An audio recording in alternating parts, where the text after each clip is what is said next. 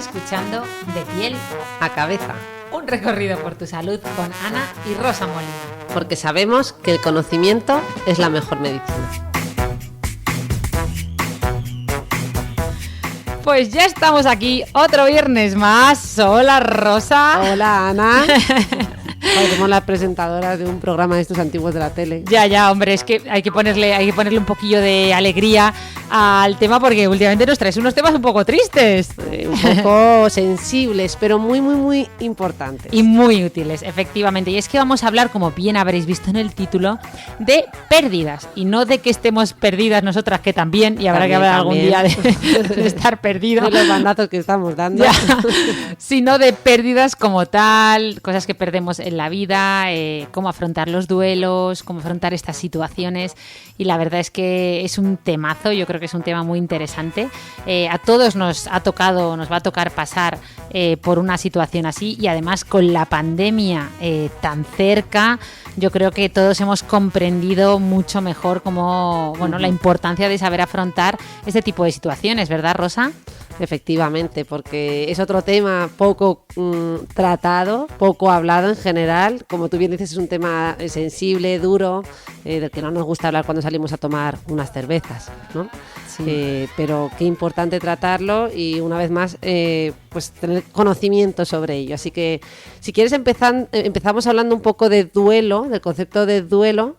Sí, porque además yo creo que cuando hablamos de duelo todos pensamos en lo mismo, ¿no? En la pérdida de un familiar, un ser querido, pero supongo que es un concepto más amplio, ¿no? Efectivamente, es que cuando nos referimos a duelo, es un proceso por el que pasamos ante una pérdida, pero esa pérdida puede ser por la pérdida de un ser querido, efectivamente alguien que ha fallecido, pero también por la pérdida de un puesto de trabajo, la pérdida de la finalización de una relación de pareja, una pérdida de estatus laboral.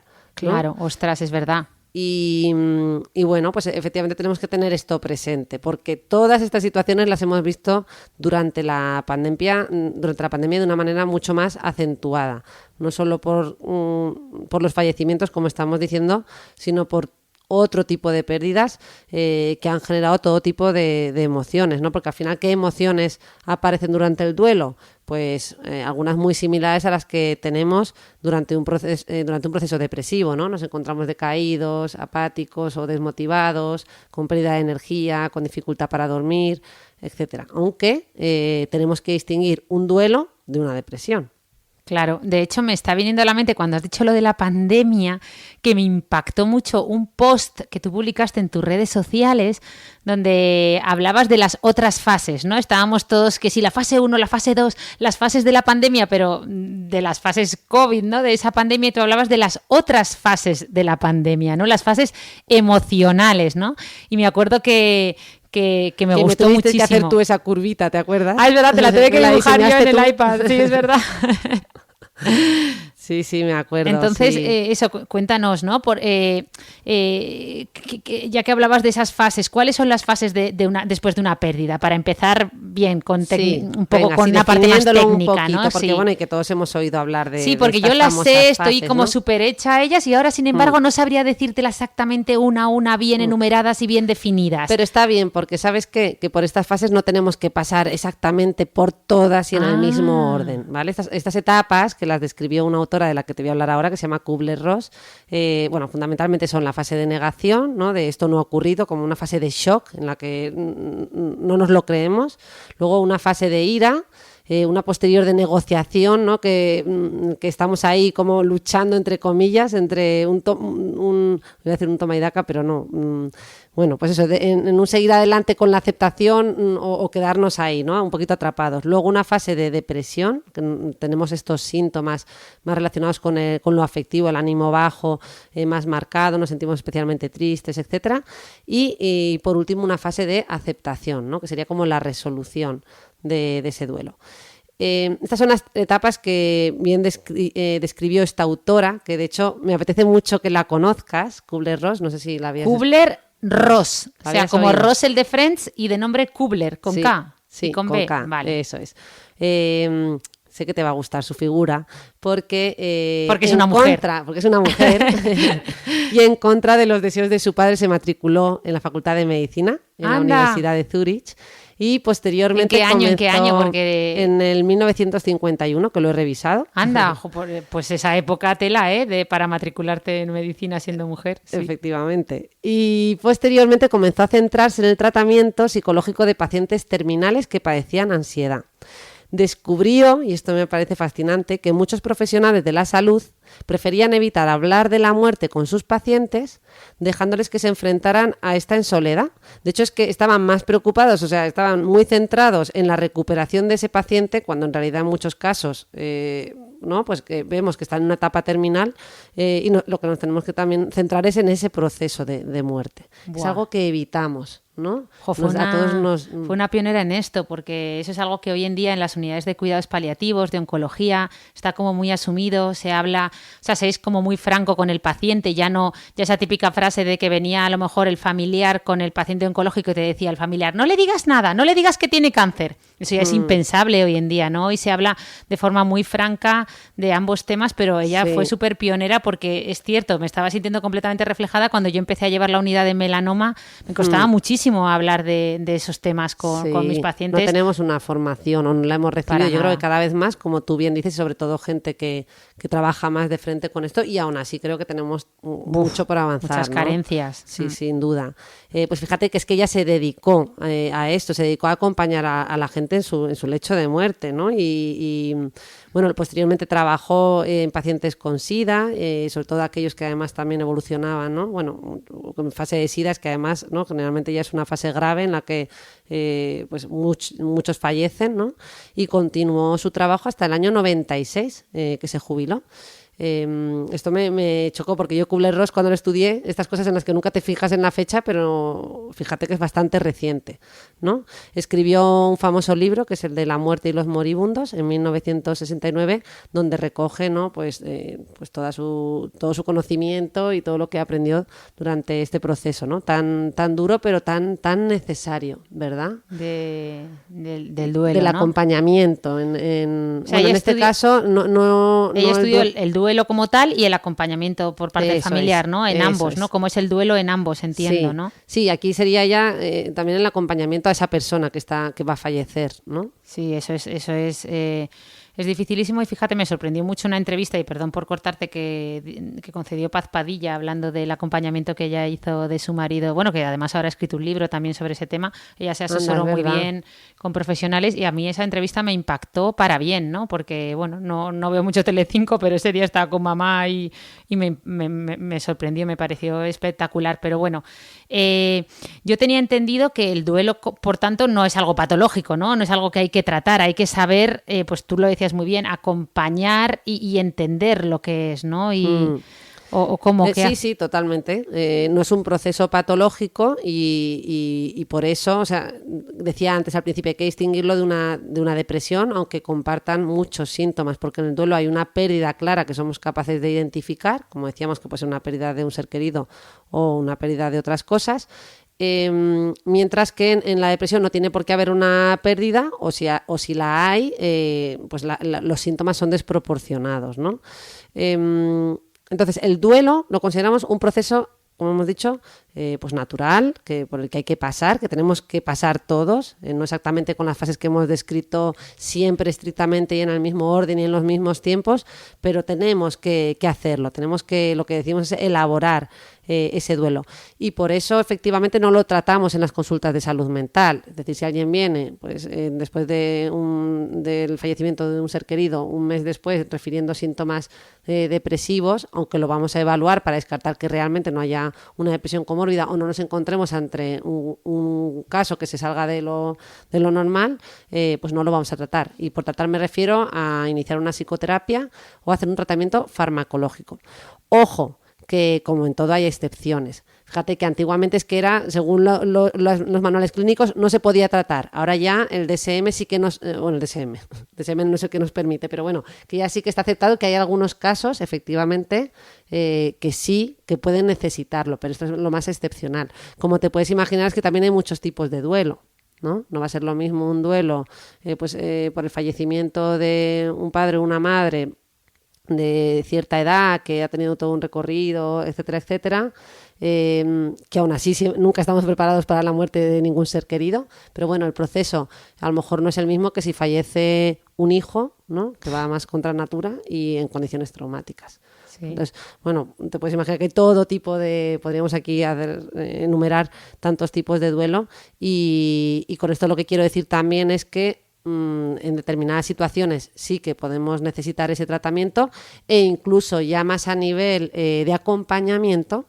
también podemos pedir ayuda psicológica, es decir, que nos acompañen a transitar ese proceso que puede ser muy dificultoso y puede ser que nos acompañen a nivel individual, ¿vale? O grupal. Los grupos son muy interesantes porque en los grupos nos ayudan a compartir, conectar y expresar emociones y sentimientos con otras personas que han pasado por el mismo proceso. O sea, nos ayuda a identificarnos con los demás, hace que no nos sintamos solos.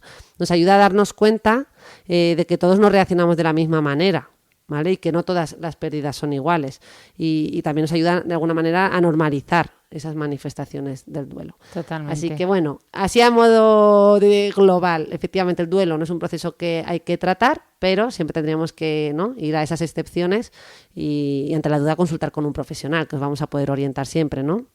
Claro, bueno, nada, puntualizar dos cosas. Lo primero, efectivamente, que has nombrado el DSM para aquellas personas que no sepan lo que es, si quieres aclararlo. Es el manual de clasificación de los trastornos mentales. Utilizamos el DSM, esta es la clasificación americana, y luego también está el CIE-10, que es la clasificación europea, pero en realidad el CIE-10 incluye todas las patologías médicas. ¿Vale? Engloba todas, mientras que el DSM está más centrado únicamente en la parte mental. Pero lo he dicho, se me ha escapado además ahí erróneamente. Tranquila, que estoy yo aquí a modo periodista para que aclares las cosas. Que veo que son, pues eso, ponerse en medicina profundo, que nos pasa a ambas. Nada, entonces me ha resultado muy interesante lo que has dicho, obviamente llevándolo a mi terreno, porque pues nosotras hemos tenido un duelo importante al que hacer frente y yo sí que decidí pedir ayuda. Me vino muy bien, pues obviamente consultar con una psicóloga que me ayudó durante todo el proceso y me alegro enormemente. Pero si hay alguien que se está preguntando, porque claro, tú has dicho que en general no se trata... ¿Cuándo pedir ayuda? O sea, ¿qué hacer? ¿No? Vale. Mira, el proceso normal en un duelo es que experimentemos toda una serie de emociones, pues como las que hemos enumerado antes, ¿vale? Pues eso, tristeza, decaimiento, pues ganas de llorar, pues puede aparecer insomnio, sentimientos de culpa. Bueno, la culpa es un poco más delicado, pero bueno, que en general podemos encontrar todo lo que son síntomas del espectro, ¿no?, depresivo, que tienen que ir disminuyendo en intensidad, ¿vale? Y que poquito a poco pues tenemos que ir viendo que somos capaces de ir funcionando de una manera más adaptada, ¿no? O como más que adaptada, de ir retomando nuestras actividades diarias sin que esto nos suponga una limitación muy importante. Pero a veces estos síntomas se intensifican mucho y efectivamente nos deben hacer sospechar que tenemos que pedir ayuda. Vamos a enumerar algunos de ellos. Por ejemplo, si esa ausencia la recordamos con una profunda tristeza, como mucho más profundo de lo a lo mejor, ¿no?, como muy, en definitiva, muy intensa y muy profunda, perdona, y le dedicamos mucho tiempo y nos consumimos pensando que esa persona no va a volver, ¿vale? Cuando le buscamos por todas partes y a casi todas horas, es decir, está como continuamente en nuestra mente y eso hace que estemos más bloqueados, no nos podamos concentrar o que desarrollemos nuestras actividades habituales con mucha dificultad. Esto también vale para los ex, ¿no? A esas personas que no paran de hablar de su ex cuando lo dejan, por quitarle un poco de hierro al asunto, perdón. Sigue. Cuando tenemos sentimientos de soledad muy, muy intensos, cuando dejamos de tener planes ni metas o pensamos que no hay futuro para nosotros, o incluso nos podemos notar embotados, indiferentes, como si fuéramos autómatas, ¿no? También si empezamos a sentir que la vida no tiene sentido y nos acercamos un poquito a lo que serían las ideas de suicidio, que también hemos tratado en otro podcast. En definitiva, yo creo que aquí es un poquito el sentido común, ¿no? Cuando notamos que esos síntomas son excesivamente intensos, nos invaden, nos limitan e incluso nos llevan a contemplar la muerte como salida.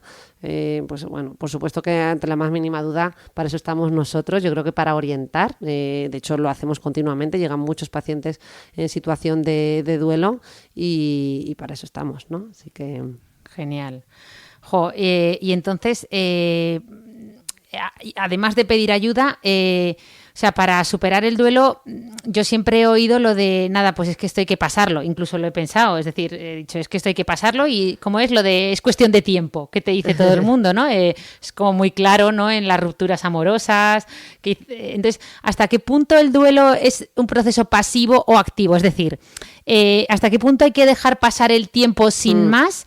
¿O debemos adoptar estrategias concretas que nos puedan ayudar, ¿no? Pues como a lo mejor, como hice yo, consultar y hacer terapia. ¿Hasta qué punto realmente es algo o hay que dejar pasar el tiempo? O sea, realmente lo del asumir un rol activo o pasivo es independiente del tema de la terapia. Es decir, está claro que hay una serie de fases por las que tenemos que pasar ese duelo, no hay que negarlo, evitarlo, intentar pasarlo por alto. Quien dice que apenas lo ha pasado, luego a veces aparece más tarde, aparece un año después, realmente podemos ver cómo esos procesos de duelo aparecen con posterioridad. Entonces, tenemos que recordarnos en primer lugar que elaborar el duelo no es olvidar y no es negar, o sea, es convivir con la ausencia de este ser querido o con la ausencia de esa pérdida, ¿no? Es convivir con ese recuerdo. Hay un autor muy interesante, bueno, y muy relevante en este campo, de los más importantes, que es William Borden, bueno, no sé si dice Borden o lo voy a dejar ahí. Como has dicho, William Borden. Escribe Borden. Con V también. La española. Habla de 4 tareas del duelo que necesitamos resolver para poder transitarlo, ¿vale? Básicamente él describe la primera, que se refiere a asumir la realidad de la pérdida. Una segunda tarea, la que llama elaborar las emociones relacionadas con el duelo. Una tercera, que consiste en aprender a vivir con la ausencia del ser querido o, en su caso, el objeto de pérdida. Y una cuarta, que es recolocar emocionalmente a este ser querido para vivir en plenitud y dar nuevos significados a la propia vida y a la propia identidad.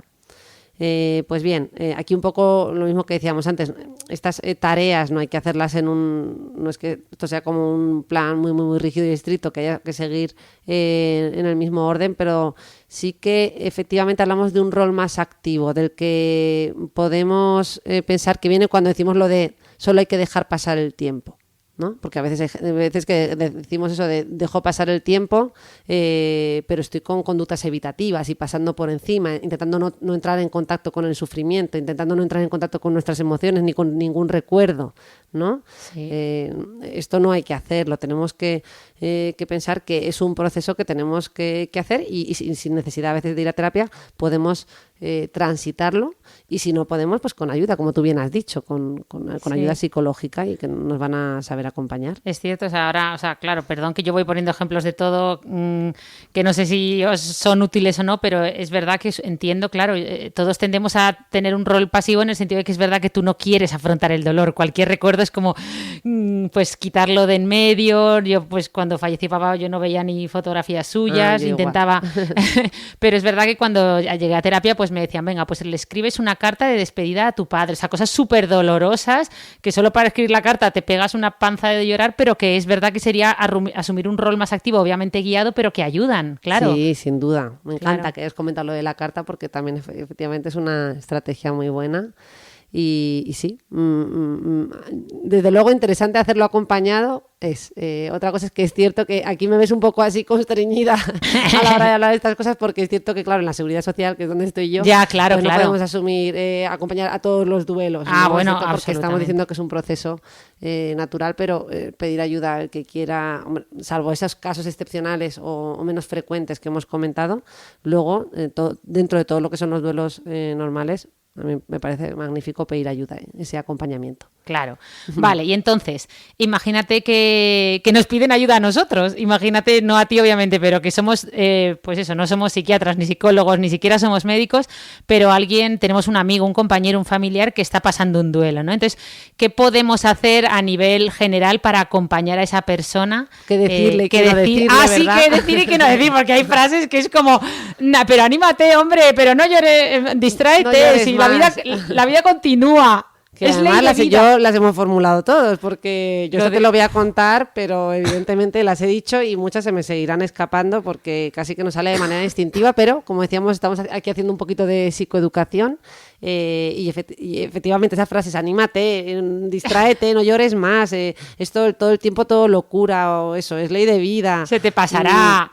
Eso, ahora ya no sufre. Pues todas estas frases, en realidad, si os dais cuenta, van más destinadas a llenar el silencio que a aportar alivio real a quien sufre por una pérdida. O sea, a veces más que decir estas frases, fíjate que es más fácil simplemente acompañar, tocar a esta persona, que a ti y a mí nos gusta mucho el tema del tacto, pues cogerle la mano y decirle, ¿no? Pues eso, pues no sé qué decirte. O sea, decirle la verdad, mira, no tengo palabras, no sé qué decirte, ¿no? Claro, no sé qué decirte, no llego a entender lo que estás pasando, pero puedo imaginar ese dolor, me gustaría poder ayudarte o ayudarte a calmarlo de algún modo. Pues eso, estoy aquí para acompañarte, estoy aquí para lo que necesites. También muchos autores defienden esto de actuar, ¿no? Ofrecerte para hacer cosas. Esa persona está pasándolo muy mal y a lo mejor tiene que hacer cosas en casa o tareas pendientes en las que le podemos echar una mano. Esa ayuda es magnífica, ¿verdad? Porque esa...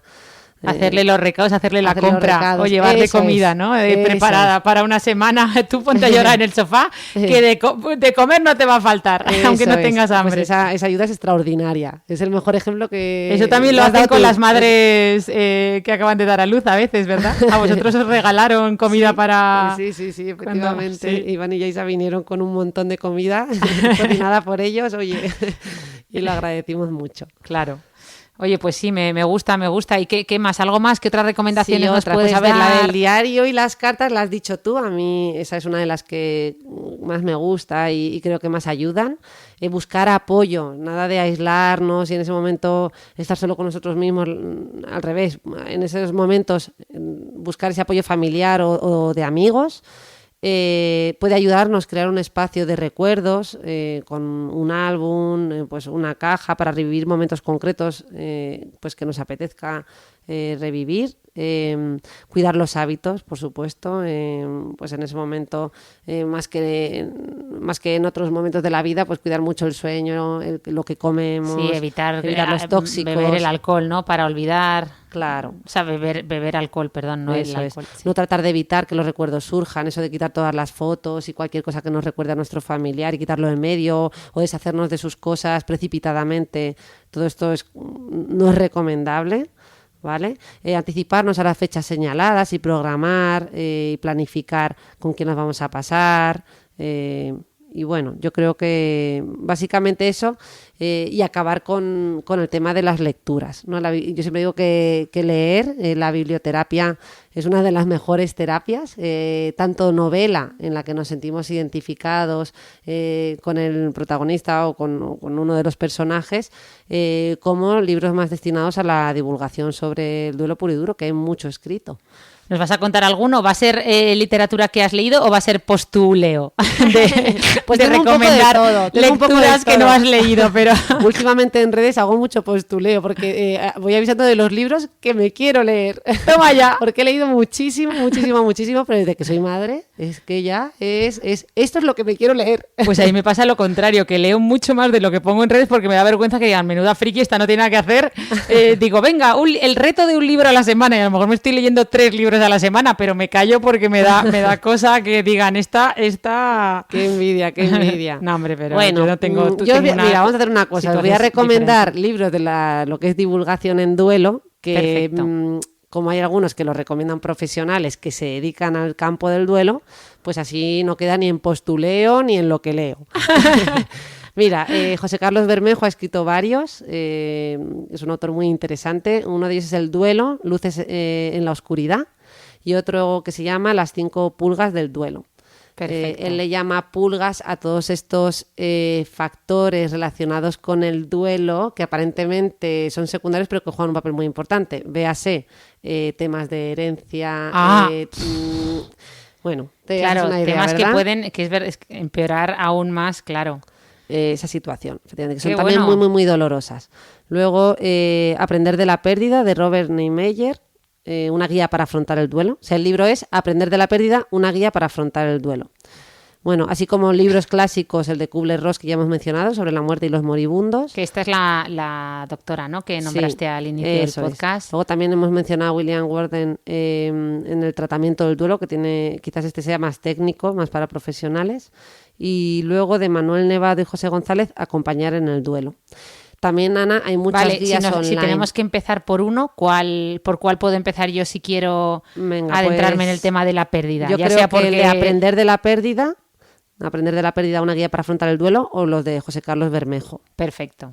¿Vale? Pero bueno, hay muchos, seguro que aquí los que sean expertos en duelo y se dediquen mucho a esto, pues podrán sugerir muchos más. También hay guías online disponibles, si lo ponen en Google, muy interesantes, que nos dan unos consejos, unas orientaciones, más que consejos, unas orientaciones muy prácticas y que son de gran utilidad. Vale. ¿Y qué más? ¿Alguna peli, algún podcast, alguna cosa que nos quieras comentar? Pues a ver, películas, tengo que darle una vuelta, porque aquí estoy siempre con el dilema de cómo está abordado, ¿verdad? ¿Cómo lo afrontan? Como no lo tenía pensado, lo podemos dejar en las notas del podcast. ¿Qué te parece? Perfecto.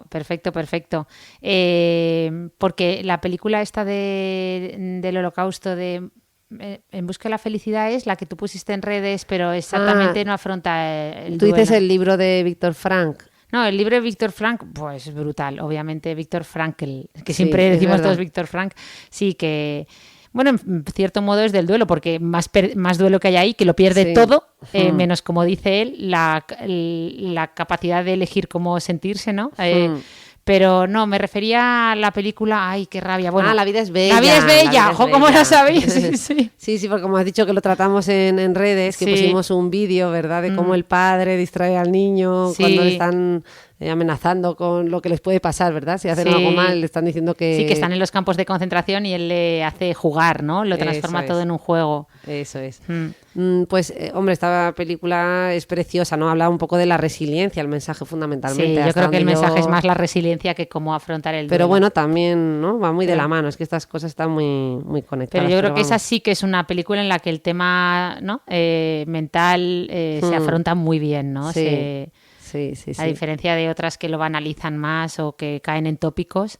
Pero bueno, tenemos que abrir... Pero bueno, sí, relacionado con eso, desde luego, el libro de Víctor Frank, de Frankl, que no lo hemos mencionado, El hombre en búsqueda de sentido. Poca gente queda ya que no se lo haya leído, porque yo creo que no hay nadie que no lo recomiende recientemente. Es súper potente ese libro. Con la pandemia ha sido la revolución de ese libro. Y si no os lo queréis leer, pues lo podéis escuchar en audiolibro también. Yo 2 veces lo he leído, una en audiolibro y otra leyéndolo para captar mejor los mensajes, y de verdad que es que merece la pena leerlo una tercera vez. Pues muy nada, bien. Pues bueno, ya está, yo no tengo ahora ningún duelo más allá de que no tengo nada en el frigorífico, o sea que si me quieres invitar a cenar, pues bienvenida eres. Si ya de paso te quieres quedar a cuidar de tus sobris, pues vale, también. Perfecto. Pues nada, oye, muchas gracias a todos por escucharnos, nos vemos el próximo viernes, ya veis que nos estamos poniendo las pilas con eso de ser un poco más breves, contadnos vuestro feedback, si os está gustando, que hayamos reducido un poco el tiempo de los podcasts, dejadnos comentarios en iTunes, en iVoox, Spotify, Apple Podcast, bueno, donde queráis, enviad este podcast a vuestros amigos, animad a la gente a que nos siga en De Pie a la Cabeza, bueno, nos estoy poniendo aquí deberes. Todo. Ya me he venido arriba. Bueno, que sobre todo muchísimas gracias por estar ahí, por darnos tanto retroalimentación a través de las redes, tantos mensajes de cariño, tanto apoyo, es un gustazo y nada, nos vemos muy prontito. Han conseguido que estemos aquí de vuelta. Es verdad, bueno, efectivamente, y además, oye, más dinámico, estamos más lanzadas. Estamos más prácticas. Sí, no se veamos tanto. Bueno, un abrazo, hasta luego, adiós.